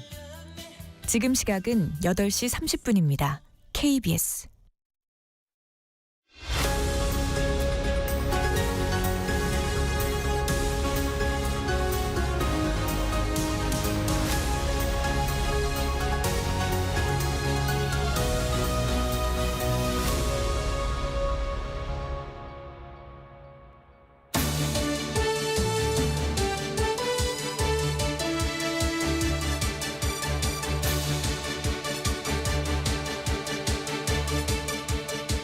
네, 새해 토론 이어가겠습니다. 김근식 전 국민의힘 비전전략실장, 박원석 전 정의당 의원 함께하고 계십니다. 네, 그 헌법재판관 임명 문제 이어가겠습니다. 권한대행의 권한대행은 역할이 제한적이다 이렇게 말씀을 하셨던 최상목 대통령 권한대행인데 헌법재판관 임명 강행의 배경 저기 박 의원님 좀 부연해 주시면. 근데 저는 그 제한적 권한 행사에 부합하는 결정이라고 봅니다. 왜냐하면 이거는 국회가 선출하고 형식적 절차로서의 임명이기 때문에 어쨌든 우리 헌법 체제의 현상 변경이라고 볼 수가 없거든요. 현상 유지입니다. 때문에 그걸 가지고서 뭐 권한 대행이 할 수 없는 일을 했다 이렇게 지적하는 건 타당하지 않다고 보고요.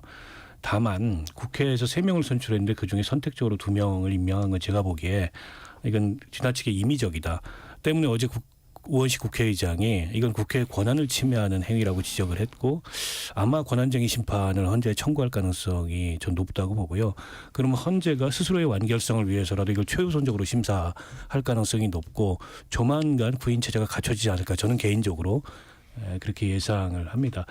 어찌됐든 뭐 지난번에 한덕수 대행처럼 한 명도 임명하지 않고 그럼으로써 이제 탄핵 소추된 것보다는 나은 결과이기는 하지만 결국 이게 여야 양쪽에서 다 욕을 먹는 이제 그런 상황이 된 데다가 지금 특검법 2개에 대해서도 거부권을 행사했지 않습니까? 물론 이제 제2 절차가 남아 있고 여야 간에 이제 제2 결과에 따라서 추가적인 협상의 여지를 열어놓긴 했습니다만 좀 아까 지적하신 바와 이게 빗대서 말씀을 드린다면 거부권 행사와 같은 그런 적극적 권한 행사가 오히려 권한대행이 해서는 안 되는 권한 행사를 한 거죠. 그런 면에서 저는 어제 최상목 대행의 행위도 위헌성 논란을 벗어나기는 어렵다고 봅니다. 헌재가 지금 뭐 탄핵이 몰려 있고 권한쟁의 심판도 많이 들어와 있는데 그런 여력이 있을지 의문은 의문인데요. 잠깐 하나만 더 점검하고 가면 네. 최상목 대행이 아까 신의 한수, 한수. 신의 한수를 뒀다 이런 말씀도 하셨는데 내각 무력화는 막아야 되겠다 이런 생각이신지 아니면 평소에도 이런 소신을 좀 한덕수 전 글쎄요. 대통령 예. 권한대행한테 밝혔다고 해요. 예, 그러니까 본래 최상목 대행이 한덕수 권한대행 시절에도 헌법재판관 임명 문제 가지고 이제 논란이 있었을 때 임명을 하는 게 맞다고 건의했다는 이제 기사가 좀 있고요. 그 다음에 저는 이번에 이런 결심을 하게 된 것은 아까 말씀했던 정치를 복원시킨다는 기존의 입장을 유지하면서 그러니까 한덕수 대행이 가졌던 입장은 여야가 합의해 주면 언제든지 임명하겠다는 거 아니겠습니까? 그래서 여야가 합의해서 다시 정상화시켜서 정치가 작동된다면 얼마든지 임명하겠다는 입장을 유지하는 선에서 그럼에도 불구하고 가장 크게 고려했던 건 저는 경제 위기라고 생각을 해요. 네. 이게 지금 권한대행이 국무총리로 해가지고 시스템이 작동되는 건 우리가 여러 번 해봤습니다. 고건 총리 때도 해봤고 한교안 총리 때도 해봤고 그래서 이건 우리의 시스템이 작동할 수 있는 믿음이 있어요. 근데 권한대행까지 탄핵을 해서 권한대행의 권한대행 온 건 사상 처음이거든요. 그렇다면 경제가 그렇잖아요. 지금 달러 폭등하고 그다음에 민생이 지금 굉장히 어렵고 이런 상황에서 이 권한대행 사태라고 하는 탄핵의 탄핵 사태라고 하는 이 정치적 불안정성이 경제위기에 미치는 효과를 저는 이 최상목 권한대행께서 상당히 경제관료 출신으로 오랫동안 경제를 들여다봤기 때문에 이 경제적인 그 흐름과 부작용과 영향이라고 할까요? 이런 걸 저는 굉장히 심각하게 봤을 거라는 생각이 우선 들어요. 그러면서 저는 결심을 한 거다라는 생각이 들고 두 번째로는 이것이 그 민주당이든 국민의힘이든 헌법재판관 숫자를 가지고 전부 자기 유리한 계산하는 거 아니겠습니까? 네. 민주당이 3명을 임명 안 하면 탄핵하겠다고 으름장을 놓는 것도 9명이 돼야 안심할 수 있다는 생각인 것이고 우리 국민의힘도 3명을 임명하면 안 된다고 요구하는 것도 6명 하면 어떻게 해볼 만하다는 생각인 거 아니겠어요? 그런 정치적인 당리당략에서는 좀 초연하게 헌법재판소에 합리적인 정당성을 부여하면서도 정치를 복원시키고 그러고 그 결과로 경제적 불확실성을 좀 완화시키고 해소할 수 있는 그런 아마 생각에서 이런 묘수를 두지 않나 생각을 합니다.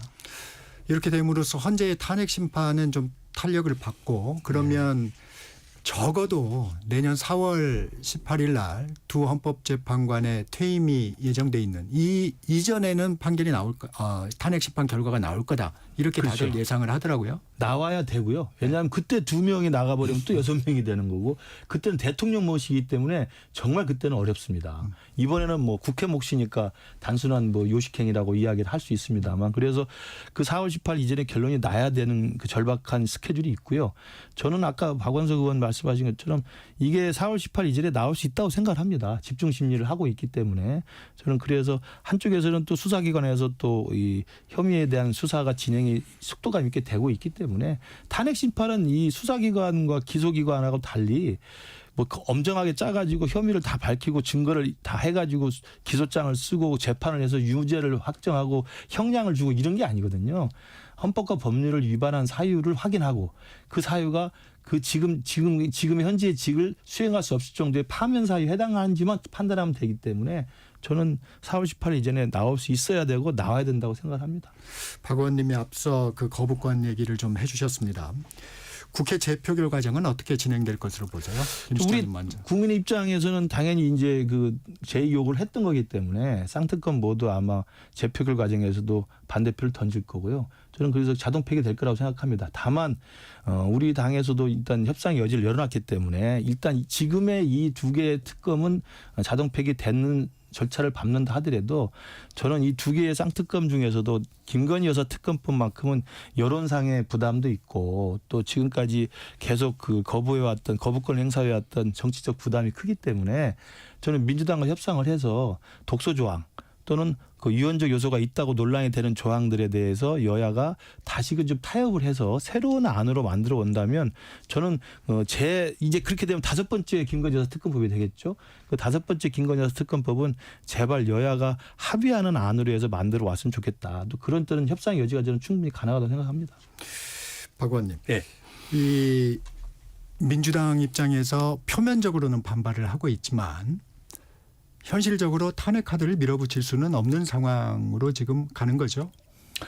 그렇죠. 최상목 대행에서까지 탄핵을 하게 되면 지금 뭐 불확실성이 더 커지고 이제 국정의 혼란이랄까요? 이런 게 더 커질 수 있다. 이런 우려는 야당 내에서도 하고 있죠. 때문에 최상목 대행이 한덕수 대행과 같은 선택을 하지 않기를 바랬고 물론 야당 입장에서 보기에 불완전한 선택이지만 이제 한덕수 대행하고는 다른 모습을 보였기 때문에 탄핵까지는 가지 않을 걸로 예상을 합니다. 앞서 이제 그 두 가지 특검법에 대한 거부권 말씀을 하셨는데 아마 제2에서도 그 국민의힘은 당론으로 부결을 채택할 가능성이 높아요. 현재 지도부의 분위기로 봤을 때. 다만 의원들이 거기에 이제 다 따를 건가. 지난번에 김건희 특검법 같은 경우에는 2명만 더 찬성을 했더라면은 가결될 뻔했습니다. 이 발표들이 나왔죠. 예, 이번에도 뭐 이제 특검 추천권을 문제 삼는데 그러나 이제 야당만 추천한 특검은 전에도 있었고 그에 대한 헌법소원에서도 그게 합헌이라고 결론이 나서 그게 위헌적이다라는 지적은 타당하지 않은데 역대 특검이 여야 합의로 대부분 다 통과가 됐기 때문에 합의한다면 가장 좋겠죠. 만약 국민의힘이 그걸 가지고 정치적 협상의 의지가 있다면 먼저 예전에 한동훈 대표가 주장했던 것처럼 제3자 특검법을 내면 됩니다. 근데 그렇지 않으면서 계속 이제 추천권의 위헌성 논란을 반복하는 건 역시 시간 끌기에 불과하다라는 생각이 들고요. 일각에서는 이미 이제 검경 공수처 다 수사하고 있고 국회에 이제 상설 특검까지 발동이 됐는데 여기에 또 그 내란 특검을 더하는 게 무슨 의미가 있냐, 옥상호가 아니냐 이런 지적이 있는데 근데 수사권 논란이 있는 데다가 공수처 검찰 같은 경우에는 또 경찰은 이 혐의에 연루가 돼서 전직 경찰 총수들이 또 수사의 정당성이 있느냐 이런 각자의 결함들이 있어요. 때문에 특검이 이걸 수사를 최종적으로 마무리하는 게 타당하다는 데는 별다른 전 이론이 없을 거라고 보고 그 점에 있어서 이제 추천권을 행사하는 문제도 그렇습니다. 지금 어쨌든 포괄적인 당사자입니다. 국민의힘 같은 경우에는. 때문에 대통령이 저지른 범죄로 대통령을 수사하는 특검을 결국에는 뭐 여당이 추천권을 행사한다는 게 타당하지 않기 때문에 그것도 고집할 문제는 아니라고 보고요. 일단 지금 이게 특검은 좀 급한 게 뭐냐면 기소가 돼가지고 재판에 들어가면 재판 중인 사건은 특검이 수사할 수 없게 돼요. 윤 대통령이 기소가 돼서 재판에 들어가면 윤 대통령을 제외한 나머지 그러니까 이 부수적인 혐의들에 대해서만 특검이 수사를 하게 되기 때문에 이 특검이 급하다고 얘기를 하는 겁니다. 김 실장님 이 부분에 대해서 조금 하실 말씀 해주세요. 저도 아까 말씀드린 것처럼 이번에 이제 쌍특검은 재표결이 가서 아마 폐기되는 수순이 될 거고요. 그렇다면 그럼에도 불구하고 다시 또 논의를 시작할 수 있다고 보는데 왜냐하면 민주당은 그 부분에 대해서 의지가 강하기 때문에 김건희 여사 특검법은 민주당이 이미 낸 세 번째 특검법 예전에 있었어요. 그러니까 범죄 수사 대상을 15개, 14개가 아니라 2개로 압축한 게 있었습니다. 도이치모터스 사건하고 명태균 게이트 2개만 수사를 하는 걸로 김건희 여사 특검법을 좁혀놨고요. 그때도 이미 민주당은 제3자 추천을 받아들여서 대법원장 추천으로 받아들여놨습니다. 저는 그 정도 민주당이 세 번째 제출했던 김건희 여사 특검법이라면 여야가 협의가 가능하다는 생각이 들고요.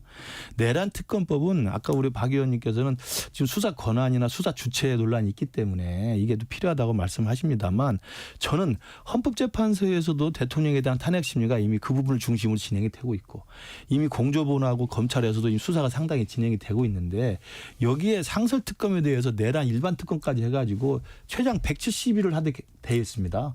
그럼 이게 몇 개월을 한다는 겁니까? 그러면 이 내란 혐의와 관련된 광범위한 수사 그다음에 소환 조사를 조기 대선 있을지도 모르는데 조기 대선까지 끌고 가겠다는 정치적 의도밖에 설명이 안 되거든요. 저는 그래서 여기에 국회 국정조사도 시작이 됐습니다. 그렇죠. 국정조사 계획서도 어저께 통과가 됐기 때문에 저는 이러한 민주당의 내란 특검법에 대한 집착은 검찰이든 공조본이든 공수처든 이걸 못 믿는다는 국민 여론에 편승해서 대선까지 이 내란이라고 하는 정치적 소재를 계속 활화산처럼 키우려는 의도밖에 저는 아니라고 생각해요.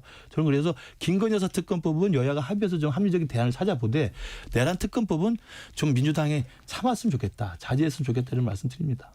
네.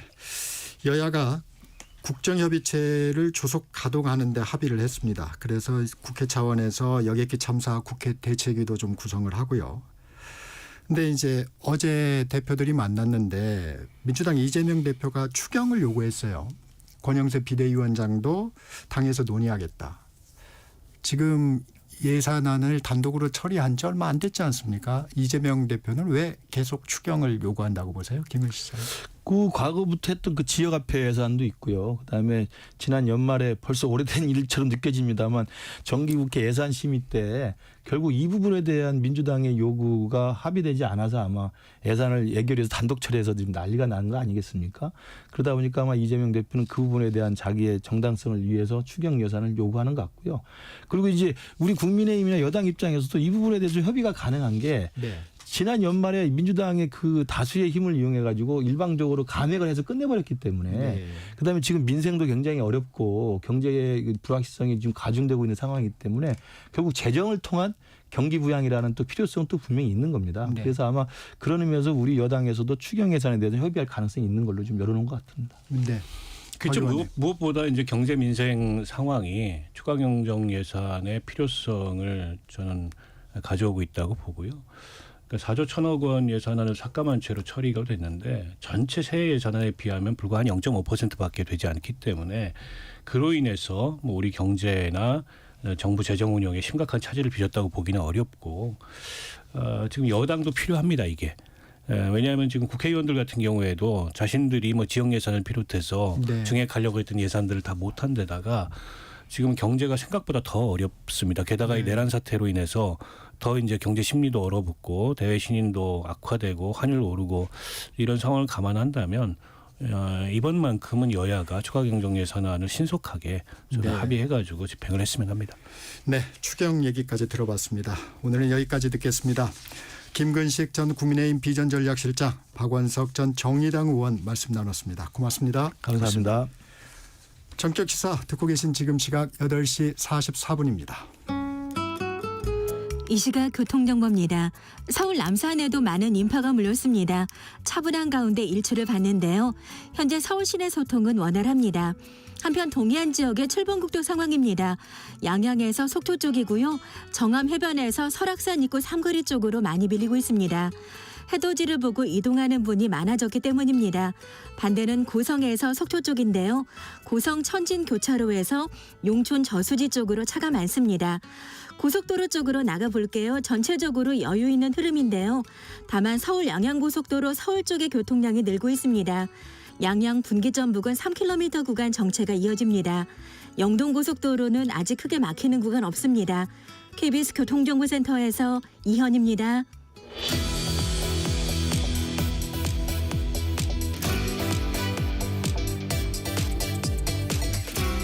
네, 이번에는 제주항공 여객기 참사 관련한 영향 알아보겠습니다.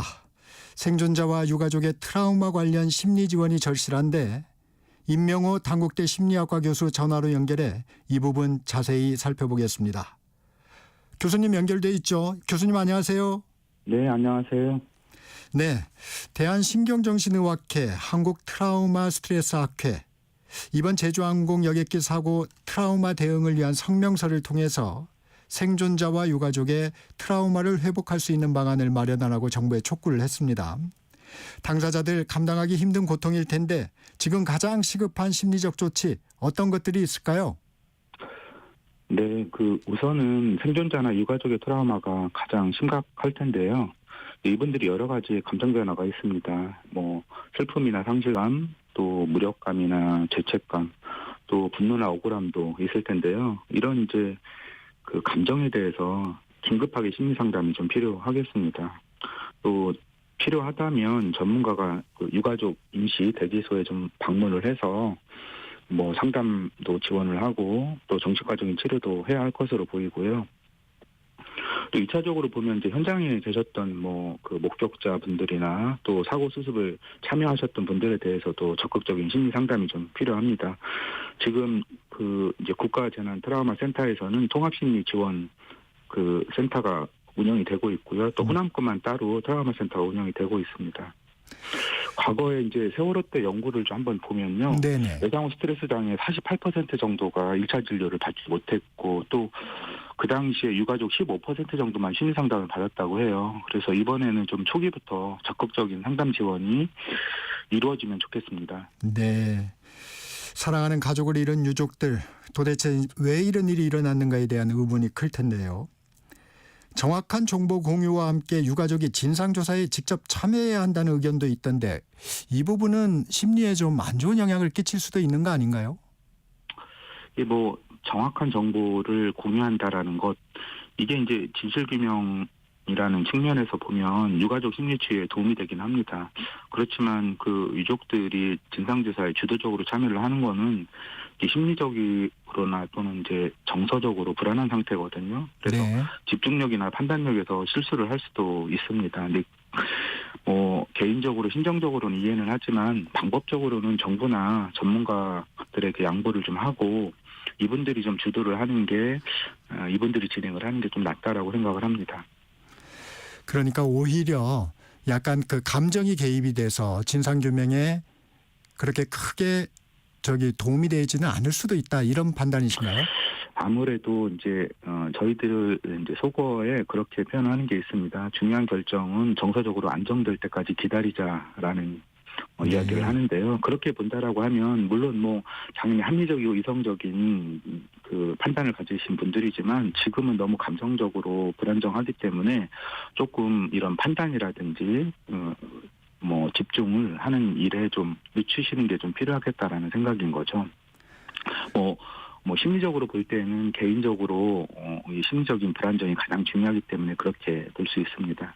네. 그러면은 관계기관에서는 진상에 대해서 좀 더 상세히 자세히 설명하는 부분이 뒷받침되면 이 부분이 좀 해결될 수 있겠군요. 그렇죠. 진실규명이라고 하는 측면에서는 확실히 이런 유가족이나 피해자분들의 심리치유에는 도움이 됩니다. 네. 이번 사고로 희생된 이들 가운데는 학생들도 11명이 포함되어 있었습니다. 갑작스럽게 친구를 잃은 학생들에게는 어떤 지원이 필요할까요?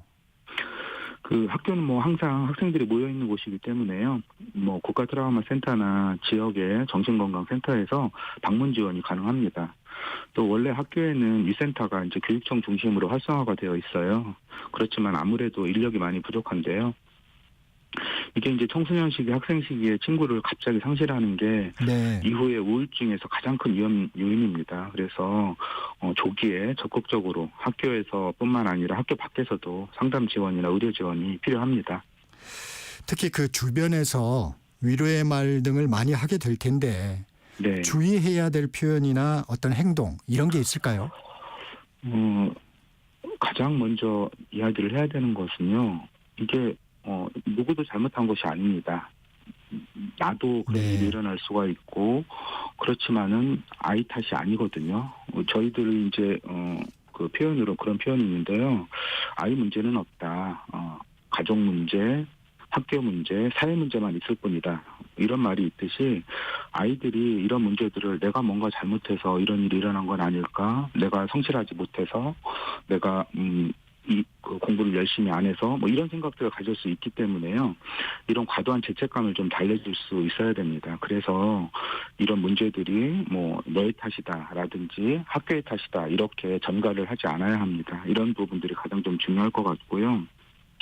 결국은 사람입니다. 그래서 친구들끼리 서로 지지하고 위로하고 서로 소통하고 이런 좀 기회나 시간을 좀 많이 마련하는 것이 좋겠습니다. 뭐 누가 주도해서 여행을 가자고 했다. 뭐 그래서 사고가 났다. 책임이 누구한테 있다. 이런 부분들은 가장 조심해야 되는 부분이겠군요. 그렇죠. 예. 누구 탓을 하는 것이 가장 안 좋은 조언이고 또 교육입니다. 그렇게 하는 것보다는 우리들끼리 서로 위로하고 서로 지지하고 그래서 이렇게 힘든 일들을 좀 극복할 수 있도록 돕는 것. 그게 좀 가장 좋은 방법이 될 수 있겠습니다. 네. 직접적인 당사자가 아니더라도 재난을 미디어 등을 통해서 간접적으로 경험해도 심리적인 불안감이 커질 수 있다고 하는데 이번 사고 역시 일반 대중들의 충격 상당히 크다고 할 수 있을 것 같은데요. 어떻게 보십니까? 그렇죠. 그 간접적인 경험이라 하더라도 트라우마를 초래할 수가 있습니다. 시각적인 사진이나 특히 동영상이 이런 관찰 학습 효과가 가장 큰데요. 이게 또 트라우마의 영향이 가장 큽니다. 지금 시기적으로 되게 연말연시라서 이런 점도 시민들이 느낄 때는 체감적인 트라우마가 더 컸을 것 같고요. 또 비행기 사고는 누구라도 재난을 당할 수 있는 사고이기 때문에 네. 가장 보편적인 재난입니다. 이런 보편적 재난의 트라우마가 보통 다른 경우보다 더 강하다고 볼 수 있나요? 더 강하다고 볼 수 있죠. 비행기 재난은 누구라도 당할 수 있는 보편적인 재난이라고 자꾸 봅니다. 우리가 이제 심리적으로 동일시 효과라는 것이 있는데요. 네. 이게 남녀노소를 불문하고 누구라도 위험성이 있죠. 내가 그 피해자가 될 수도 있고요. 뭐 저희 가족도 얼마 전에 비행기 타고 가족여행을 다녀왔었는데 네. 이 시간만 바뀌었으면 나도 당할 수 있다 이런 생각을 하게 되는 것이죠. 네. 그래서 이런 심리적인 동일시 효과가 큰 것입니다. 네. 이번 사고가 한 해를 되돌아보는 연말에 일어났고 또 그전엔 계엄과 대통령 탄핵이라는 어수선한 전국에 일어났기 때문에 불안감이 더 클 수 있을 것 같은데 이런 점도 트라우마에 영향을 줄 수 있을까요? 줄 수 있죠. 돌이켜보면 이제 코로나가 3년이나 지속이 됐고요. 이후에도 뭐 경제적으로 또 사회적으로 어려움이 2년 이상 지속이 됐습니다. 이제 그런데다가 이번 연말에 계엄이나 탄핵 같은 정치적인 혼란이 가중되었는데요. 네. 개인적으로 보면, 그러니까 개인의 심리에는, 개인의 트라우마에는 이런 외적인 상황, 뭐 정치적, 경제적, 사회적 상황이 모두 연관이 될 수 있다라고 봅니다. 네. 저희야 개인의 심리만 들여다 봅니다. 그렇지만은 이게 외부적인 상황이 연관이 없다 이렇게 볼 수는 없죠. 항상 연관이 있다. 이렇게 볼 수 있습니다. 통합적으로 봐야 된다 이런 말씀이시군요. 그렇죠. 모두 연계가 되어져 있다. 이렇게 봅니다. 네. 스스로 또는 지인들이 이번 사고로 인해 트라우마가 남았는지 곧바로 알아차리기는 쉽지 않을 것 같은데 확인하기 위한 자가진단법이나 뭐 어떤 징후들 이런 것들이 있을까요? 예, 제가 5가지 증상을 말씀을 드릴 텐데요. 네. 이 5가지 증상 중에서 2개 이상이 된다라면 위험한 것이고 또 3개 이상이 만약에 된다라고 하면 반드시 전문가 도움을 좀 받아야 되는데요. 5가지 증상들을 좀 열거를 해보겠습니다. 첫 번째는 이제 이런 비행기 충돌 장면이나 동영상이 반복해서 떠오르는 회상 증상입니다. 재경험이라고 하고요. 아, 네. 예, 2번째는 이제 뭐 여행 가거나 비행기 타는 거 이런 걸 자꾸 피하는 이런 회피 증상. 아하. 3번째는 이제 일상에서 작은 소리에도 좀 깜짝깜짝 놀라는 좀 예민한 증상. 과각성이라고 합니다. 이런 증상이 있을 수 있고요. 그리고 이제 그 외에는 이제 주변 일에 좀 관심이 없어지고 이제 무력감이나 우울감이 나타나는 경우, 그리고 5번째로는 오히려 짜증이나 분노가 나타나는 경우입니다. 이렇게 5가지 증상, 뭐 재경험, 회피, 과각성, 무력감, 분노, 이 5가지 중에서 2개 이상 혹은 3개 이상이 되면 주변의 도움을 좀 받으셔야 됩니다. 네. 심한 경우에는 외상 후 스트레스 장애를 겪을 수 있다고 하는데 이럴 경우에는 어떤 의학적 심리적 조치가 필요할까요? 예, 앞서의 이제 증상들이 1개월 이상이 나타나게 되면 이제 외상 후 스트레스 장애라고 진단을 하게 되는데요. 네. 이런 경우에는 이제 반드시 주변에 이제 가까운 뭐 지역에 정신건강복지센터라든지 국가 트라우마 센터에 좀 도움을 요청하시는 것이 좋습니다. 전화하면 뭐 이렇게 가까운 정신과 병원이나 또는 뭐 심리상담센터에 연계를 해드리고요. 무료 치료 지원도 받을 수가 있습니다. 아, 그런 제도적 장치를 조금 더 부연해 주시면. 지금 뭐 가령 그 호남권의 트라우마 센터도 있고요. 네네. 보통 이제 정신건강에 대해서는 1577-0199라고 하는 전화가 있습니다. 이런 네. 전화로 그 전화만 하시면 다 연계해서 도움을 좀 받을 수 있고요. 뭐 그 올해부터 전국민 마음투자 지원 사업도 있기 때문에 다 무료로 이런 상담 지원을 받을 수가 있습니다. 한 30초 정도 시간이 남았는데 이런 트라우마를 좀 없애기 위해서 언론의 보도나 이런 부분에서 좀 조언을 해주신다면. 최근에 이런 뭐 자극적이고 부정적인 가짜 뉴스가 너무 많아졌어요. 실제로 뭐 이렇게 이제 그 가짜 뉴스를 진짜로 오인하는 경우도 있지만 진짜를 가짜로 믿지 않는 경우도 굉장히 큰 부작용이 있는 것 같습니다. 이런 2차 피해도 좀 있는 것 같고요. 네.